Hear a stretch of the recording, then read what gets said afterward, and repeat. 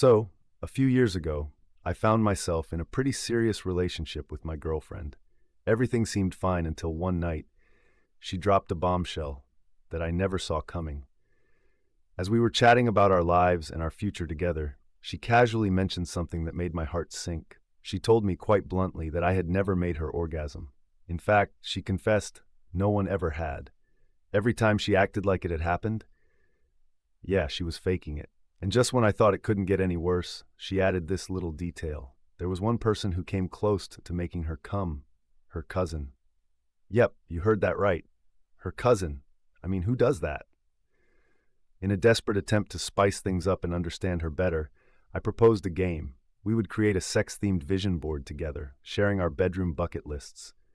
Her vision board had one glaring item on it: orgasm. Just that one goal, staring back at me like a neon sign. Honestly, the realization hit hard. I had put in the effort, but it seemed like it was never enough. As time went on, our relationship unraveled. We broke up eventually, and I was left feeling like a failure in the bedroom. Fast forward to New Year's Eve 2025, and I found myself at a party, trying to shake off the remnants of that heartbreak. And then, out of nowhere, I spotted him. The cousin, the one who almost made my ex-girlfriend orgasm. I hadn't seen him in years, but there he was, and my curiosity got the best of me. So I strolled over, a little tipsy, and thought, why not? I had to know. I had to ask him what the secret was. What did he do that I couldn't? I didn't dive straight into the question, of course. I mean, that would have been awkward, right? So we exchanged some pleasantries first, but I couldn't hold back for long.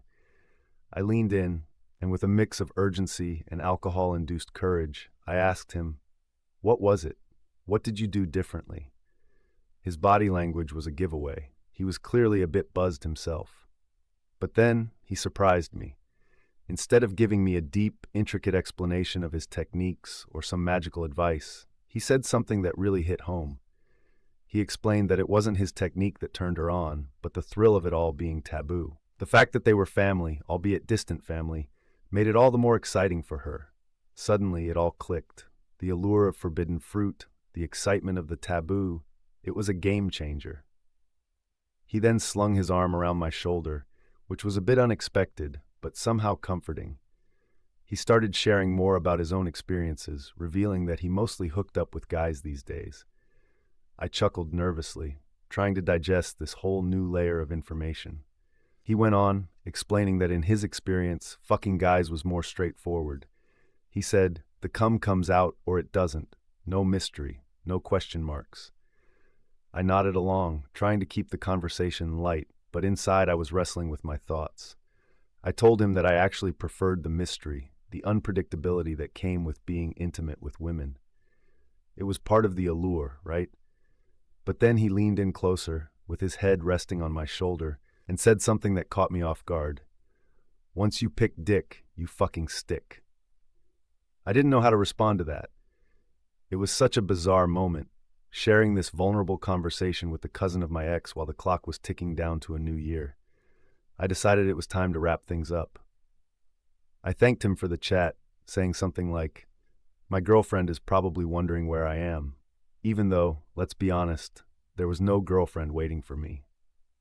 The truth was, I was just a guy who had a weird encounter at a party, looking for closure on a chapter that had long since closed. Before I left, he insisted I save his number. You never know when you might need it, he joked. I couldn't help but laugh, feeling a mix of relief and confusion as I walked away. So there I was, standing on the brink of 2026, feeling like I just had the most unexpected goodbye to 2025. Who would have thought that all those questions about intimacy, love, and connection would lead to this bizarre encounter?